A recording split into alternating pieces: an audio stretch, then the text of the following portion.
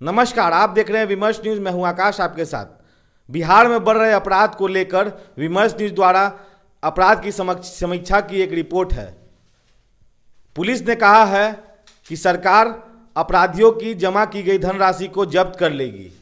बिहार में अपराध की घटनाएं दिन ब दिन बढ़ते आई हैं। लालू प्रसाद यादव ने अपने जन्मदिन के एक दिन पहले चौंकाने वाला बयान खुद दिया कि बिहार में इतनी लापरवाह पुलिस कभी नहीं रही है।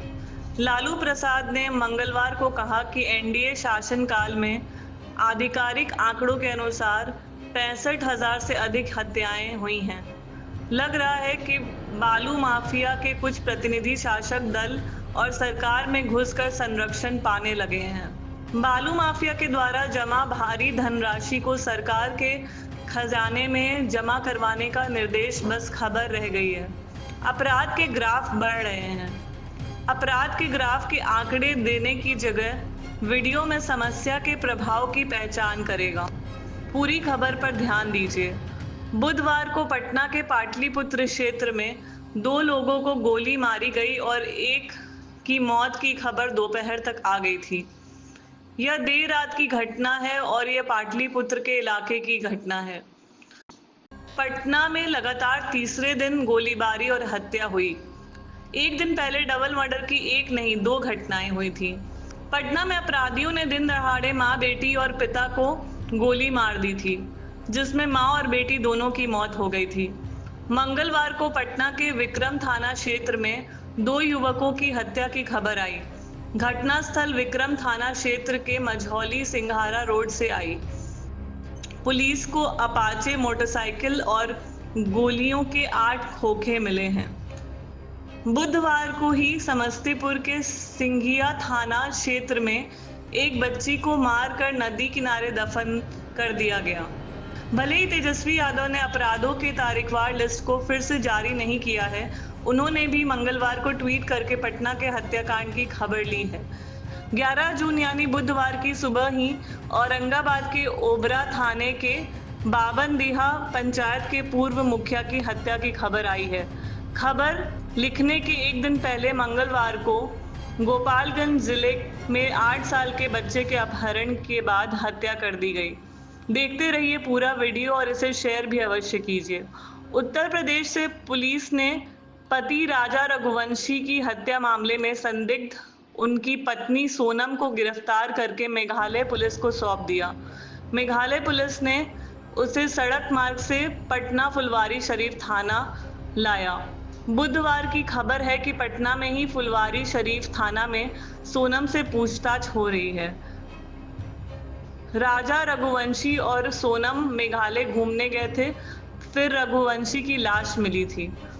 मेघालय एक पर्यटन केंद्र भी है, इसलिए मेघालय पुलिस ने पर्यटकों में से एक की हत्या को बहुत ही ज्यादा गंभीरता से लिया। बिहार पुलिस पर यह दबाव है कि वह काम नहीं कर रही है। सबसे पहले इस बात पर उंगली उठती रहती थी कि शराब का व्यापार समानांतर रूप से चल रहा है।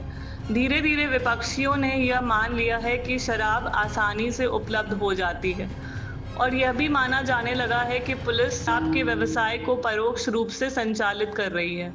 बुधवार को ही पूर्णिया के सांसद पप्पू यादव ने भी अपराध की घटनाओं पर बयान दिया था। देखिए और सुनिए पप्पू यादव को। आप इस बार भी जो डीएम का ट्रांसफर हुआ उठा के देख लीजिए। तो भैया आप जितने लोगों ने डीएम ने दिया है क्या आप कैंसिल करेंगे? है हम की हैसियत।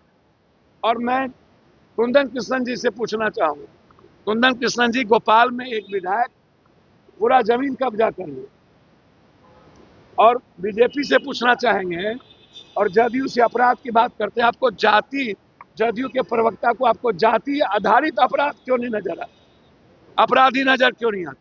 और कुंदन जी एक बात और हम आपसे कहें कि एमएलए एमपी मंत्री बन गए। हम आपसे जानना चाहेंगे कि इन एमएलए मंत्री संतरी को आप क्यों नहीं उनकी संपत्ति जब्त करते हैं?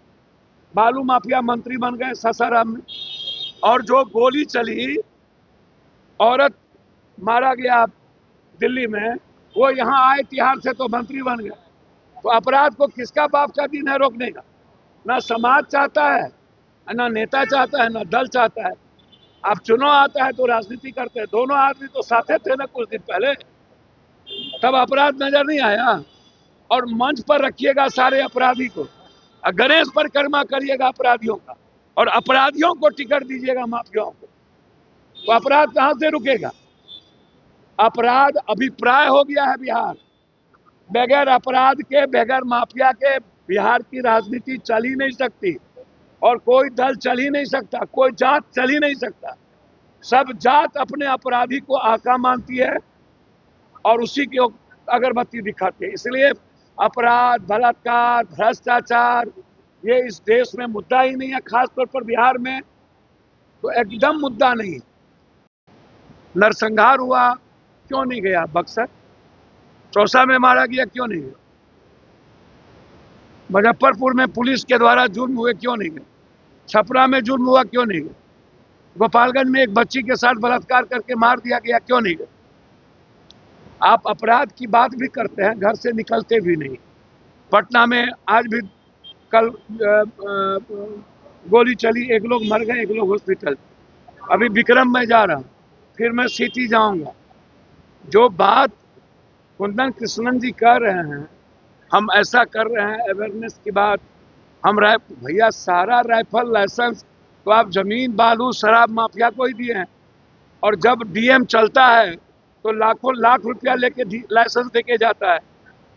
जब जिले से डीएम जाता है तो अपराधी, माफिया, ठेकेदार, पट्टेदार को, आप व्यापारी को लाइसेंस कहाँ देते?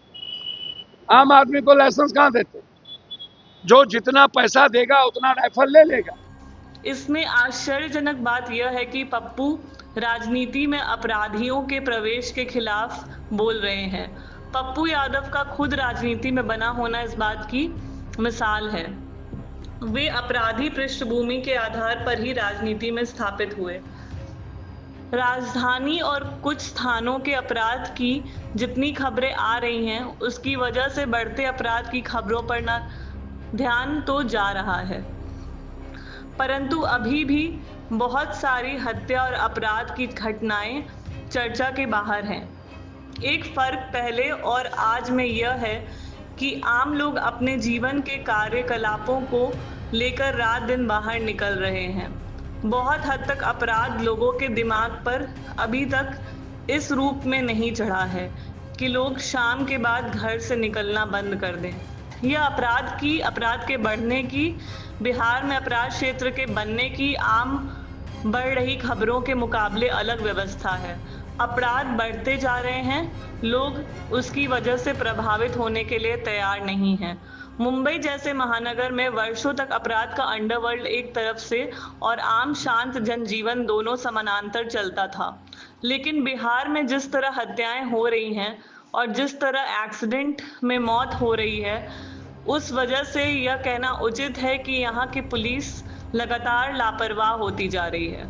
कमेंट बॉक्स में जाकर अपनी टिप्पणी अवश्य दीजिए। तो कैसा लगा आपको यह वीडियो? अगर आपको यह वीडियो अच्छा लगा हो तो कमेंट सेक्शन में ज़रूर बताएं और हमारे चैनल को सब्सक्राइब जरूर करें। अगर आप हमारे चैनल को YouTube पे देख रहे हैं तो लाइक करें, सब्सक्राइब करें तथा बेल आइकन दबाना ना भूलें ताकि आपको हर पल का नोटिफिकेशन मिले। फेसबुक पे देख रहे हैं तो लाइक करें, फॉलो करें। तब तक के लिए मैं आकाश, विमर्श न्यूज़ के लिए धन्यवाद।